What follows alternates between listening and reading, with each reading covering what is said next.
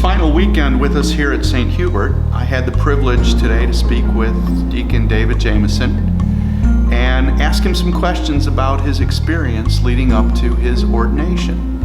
Your St. Hubert parish family had the privilege, the honor of extending their hands and giving you a blessing as you proceed towards your ordination on June 4th in the Diocese of Grand Rapids, Michigan.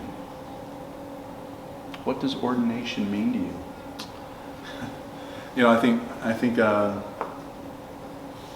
one of the most common questions that I had today during Mass or after Mass was, oh, aren't you excited?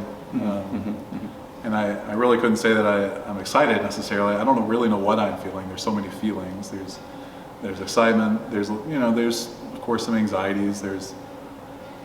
By and large, I just feel kind of overwhelmed because it's just been, we had finals and Sure. And now thankfully there was kind of a week-long kind of silent retreat there that I just finished on Friday. And then this weekend, I've been at all the Masses, helping, assisting, and preaching. So I'm thankful for that silent retreat that I had, because I had an opportunity to kind of reflect on the meaning of priesthood, the meaning of the ordination. What I can say is, just kind of a long story short, I guess. I think growing up, I always imagined being married. I pictured that. The last woman that I dated, I remember one of the conversations that I had with her. We were at a restaurant, and I remember telling her that these ministries that I was involved in, because even before I was Catholic, I was involved, in different ministries, and Sure. I remember telling her that these people in these ministries that I'm a part of, these people that I'm ministering to, and I remember telling her that they're going to be, and I use these words because it's, you don't ever tell a girlfriend, a wife, a spouse, you don't ever tell them this. These people in these ministries are going to be more important than you. I think it was the way that I tactlessly put it, was that they're going to require my attention and time, time that I won't be able to give to you. Something along those lines is what I was communicating to her. That I was trying to communicate to her that, yes, I want to be in this relationship, but I'm trying to, how do I deal with this relationship with these people that I feel the Lord is calling me to minister to? How do you balance that? So even in that moment, she said she understood, right? She understood that, yeah, I feel that way too about the people I'm ministering to. But really, I don't know if she really could have understood, because what I was experiencing then was that call to priesthood, and I didn't have words for it because I wasn't Catholic yet.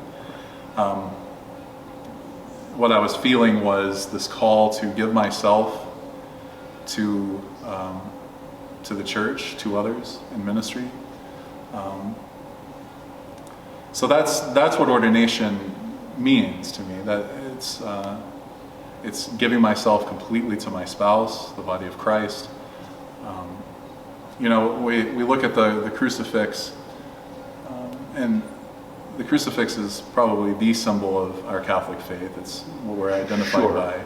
And even before I was a Catholic, the crucifix always meant something to me. It always was a very powerful image to me. And it was powerful because I really do think that it's the crucifix that it kind of sums up what a vocation is. That just as Christ gave himself completely, he's on the crucifix there, he's given. Just as he's given himself to us in that way, that's what a vocation is. In what way am I called to give of myself, the way that Christ has given himself to us? In what way am I called to give of myself to others, whether that's through marriage or whether that's through holy orders? And I can truly say that that's what ordination means to me. It's giving myself to others in this way. So while it's not what I expected, it's not the marriage that I intended. One of the really cool things that's happened during my formation is just before I became Catholic, I was at Liberty University, and while I was at Liberty, I was praying that the Lord would introduce me to my spouse. And I remember when I met the woman that I thought would be my spouse, and I remember one of the things that's stuck out to me is that was also the week that I was introduced to her. That was also the first week that I went to Mass for the very first time. And I thought it was the woman that the Lord was introducing me to, but really it was the church. It was this spouse that I now have in the body of Christ. So God answered your question. Introduced. Yeah, it was just not in the way that just I not expected. The way you thought. Sure.